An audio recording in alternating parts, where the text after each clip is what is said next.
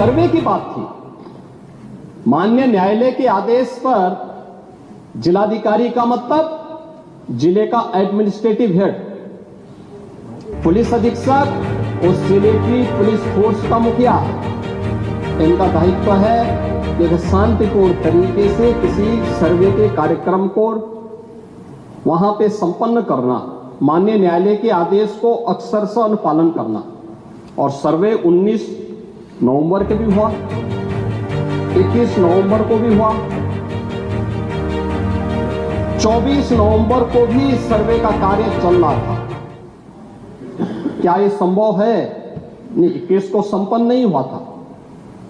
ये लगातार सर्वे का काम चल रहा था और सर्वे के कार्य के दौरान पहले 2 दिन कोई भी शांति भंग नहीं हुई। तीसरे दिन जब 23 नवंबर को जुमे की नमाज के पहले और जुमे की नमाज के दौरान जिस प्रकार की तकरीरें दी गई, उन तकरीरों के बाद माहौल खराब हुआ और फिर उसके बाद जिस प्रकार की स्थितियां की गई वो सबके सामने थी। और इसलिए मैं कह रहा हूं, हमारी सरकार ने तो पहले ही कहा कि हम जुडिशियल कमीशन बनाएंगे। ये एक्ट के अंतर्गत ही इस कमीशन बना हुआ है। माननीय सदन में उसकी रिपोर्ट भी आएगी। दूध का दूध और पानी का पानी सबके सामने आएगा। मैं केवल एक बात कहना चाहता हूं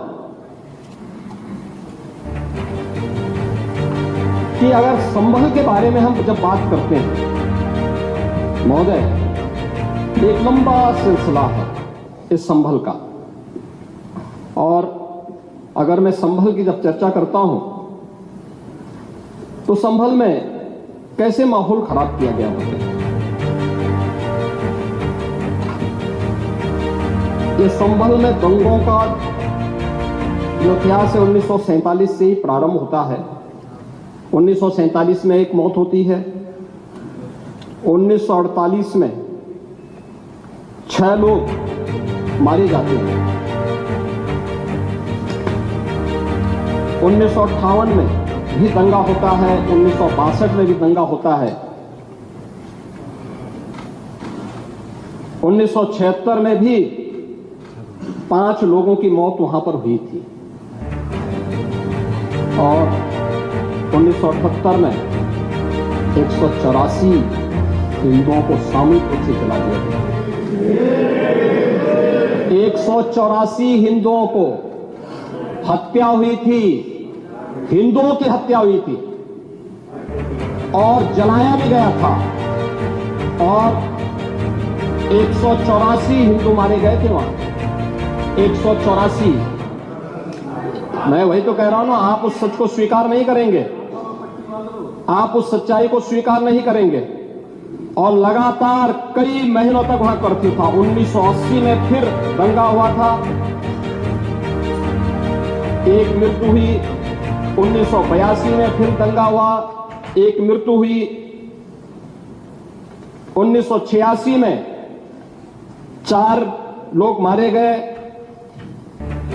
और 1990 फिर 1992 में 5 मौतें हुई, 1996 में 2 मौतें हुई। ये लगातार इस सिलसिला चलता रहा। 1947 से लेकर के अब तक 209 हिंदुओं की निर्मम हत्या वहां हुई है संभल के अंदर। 209 हिंदुओं की। और एक भी बार किसी ने उन निर्दोष हिंदुओं के लिए कभी 2 शब्द नहीं कहे, उनके प्रति, उन परिवारों के प्रति संवेदना के शब्द नहीं कहे। महोदय, जो आज हरियाली आंसू बहा रहे हैं, ये लोग कभी भी उन निर्दोष हिंदुओं के बारे में कभी 2 शब्द नहीं कहे। वहां पर 1978 में जो दंगा हुआ था महोदय, किस प्रकार की स्थिति थी। एक वैश्य जिसने सबको उधार दे रखा था पैसा और उस बात को मानता था कि साहब मैं तो सबको पैसा देता हूं, मेरे यहां तो सब व्यवसाय के साथ जुड़े हुए हैं। अगल बगल के हिंदू दंगा होने के बाद उनके घर में इकट्ठे होते हैं। इकट्ठा होने के बाद उनको घेर लिया जाता है। घेरने के बाद वो बोलते हैं, भाई आप हमें क्यों घेर रहे हैं? कहा जाता नहीं, क्योंकि तुम इन हाथों से पैसा मांगोगे, इसलिए उनके हाथ काटे जाते हैं, फिर उनके पैर काटे जाते हैं और फिर उनका गला रेंद करके हत्या होती है। ये लोग सौहार्द की बात करते हैं। शर्म नहीं आती इन लोगों को सौहार्द के बारे में चर्चा करने में। 1978 से जो मंदिर आज निकल रहा है, 1978 से इन लोगों ने कभी खोलने नहीं दिया उस मंदिर को, जो आज बजरंगबली का मंदिर निकल रहा है, जो वहां पर आज 22 कुएं किसने बंद किए थे? इन 22 कुओं को भी वहां पे बंद किया गया। और वहां का माहौल इतना तनावपूर्ण किसने बनाया था? ये पत्थरबाज कौन थे? एक भी गिरफ्तारी बिना साक्ष्य के नहीं हो रही है। और याद रखना, जिसने पत्थरबाजी की होगी, जिसने माहौल खराब किया होगा, उसमें एक भी बचने वाला भी नहीं है। एक भी नहीं बचेगा। हम माननीय उच्चतम न्यायालय के आदेश का पालन करते हैं, सम्मान भी करते हैं। और क्या संविधान को आप मान रहे हैं? क्या आप लोग संविधान के प्रति सचमुच वचनबद्ध हैं? मैं तो धन्यवाद दूंगा माननीय अध्यक्ष जी को इस बात के लिए कि आज उन्होंने संविधान की मूल प्रति यहां पर दी। बाबा साहब भीमराव अम्बेडकर जी ने 26 नवंबर 2049 को जिस संविधान को बनाकर के देश को सौंपा था, उस मूल संविधान की प्रस्तावना को एक बार पढ़िए। मौलिक कर्तव्यों के बारे में, मौलिक अधिकारों के अध्याय के चित्र को देखिए। अलग अलग उन आर्टिकल के उस पृष्ठों का अवलोकन करिए। आपको उसमें राम भी नजर आएंगे, कृष्ण भी नजर आएंगे।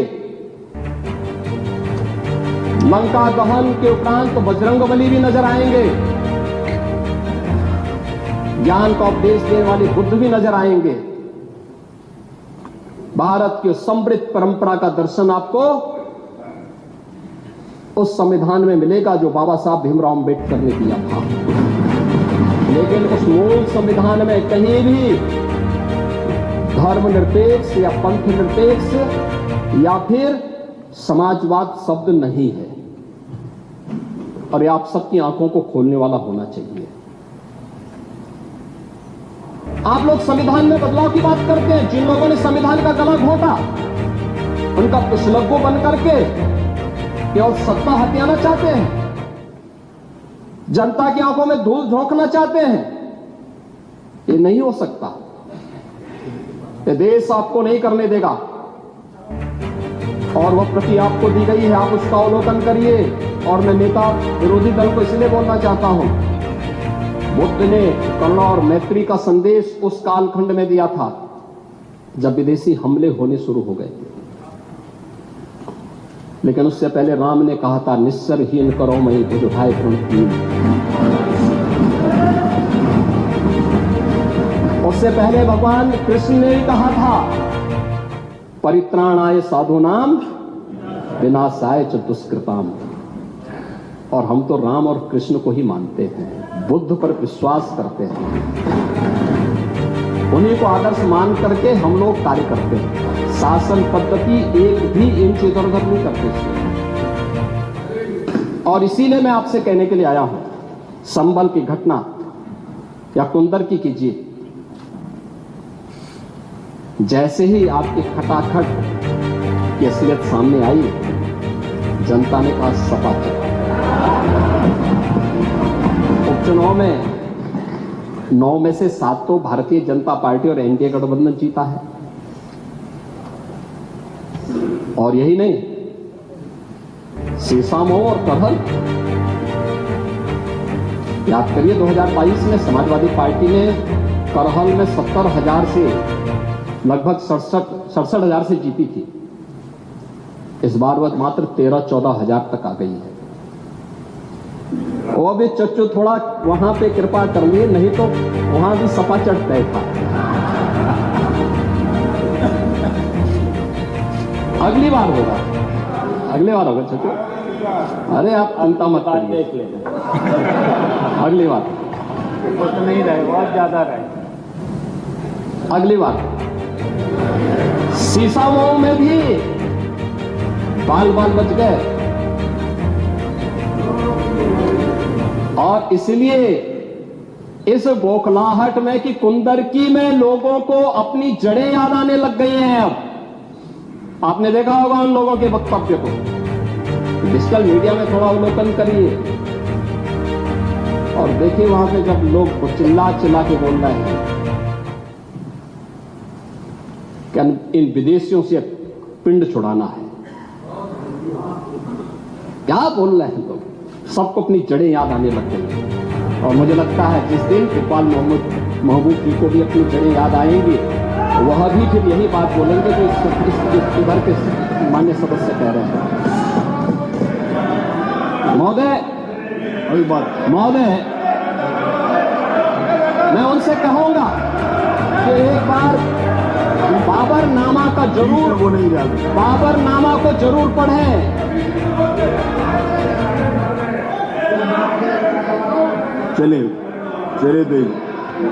चलिए वो जो बात कही, बाबरनामा को जरूर एक बार पढ़ें। आप मंत्री जी बोले, आप प्लीज चलो आप दे देना जब अवसर हो, बाबरनामा को एक बार पढ़ें। आप बैठे। महोदय, संभल की घटना के साथ ही मैं प्रदेश के अंदर अलग अलग समय में जो दंगे अलग अलग समय में हुए हैं। 1972 में आगरा में दंगा हुआ, 19 लोग मरे थे। आजमगढ़ में 1972 में दंगा हुआ, 3 लोग मरे थे। बहराइच में 1973 में दंगा हुआ, 1 व्यक्ति की मौत हुई थी। गोंडा में 1973 में दंगा हुआ, 1 व्यक्ति की मौत हुई। प्रयागराज में 1973 में एक दंगा हुआ, 2 लोगों की मौत हुई। मेरठ में 1973 में दंगा हुआ, 8 लोगों की मौत हुई। आगरा में फिर 1974 में दंगा हुआ, 1 व्यक्ति की मौत हुई। पीलीभीत में 1974 में दंगा हुआ, 3 लोगों की मौत हुई। कानपुर में 1975 में दंगा हुआ, 2 लोगों की मौत हुई। मुरादाबाद में 1976 में दंगा हुआ, 3 लोगों की मौत हुई। बहराइच में 1976 में फिर दंगा हुआ, 3 लोगों की मौत हुई। बुलंदशहर में 1977 में दंगा हुआ, 2 लोगों की मौत हुई। वाराणसी में 1977 में दंगा हुआ, 8 लोगों की मौत हुई। मुरादाबाद में 1978 में दंगा हुआ, 19 लोगों की मौत हुई। अलीगढ़ में 78 में दंगा हुआ, 21 लोगों की मौत हुई। ये लगातार मैं क्या कर रहा हूं, उसमें आप भी थे, जिसके कारण लोकतंत्र सेनानी आप कहलाते हैं, लोकतंत्र सेनानी कहलाते हैं मल्होत्रा जी। उसी के नाम पर आप लोग, मैं क्या कर रहा हूं, ये दंगे हुए हैं, मैं उन दंगों के बारे में बोल रहा हूं जिन दंगों के कारण लगातार माहौल खराब हुआ है प्रदेश का। और आज प्रदेश के अंदर सुरक्षा का जो एक माहौल है, कानून व्यवस्था की जो एक स्थिति पैदा हुई है, लोगों को सुरक्षा पे विश्वास है, कानून व्यवस्था पर विश्वास है, उसी का परिणाम है कि 40 लाख करोड़ रुपए का निवेश का प्रस्ताव उत्तर प्रदेश को प्राप्त होता है। इतना निवेश इंफ्रास्ट्रक्चर का एक कार्य, रोड की, रेलवे की, एयर कनेक्टिविटी की, ये उसी का परिणाम है जो सरकार कर रही है और लगातार उसको कर रही है।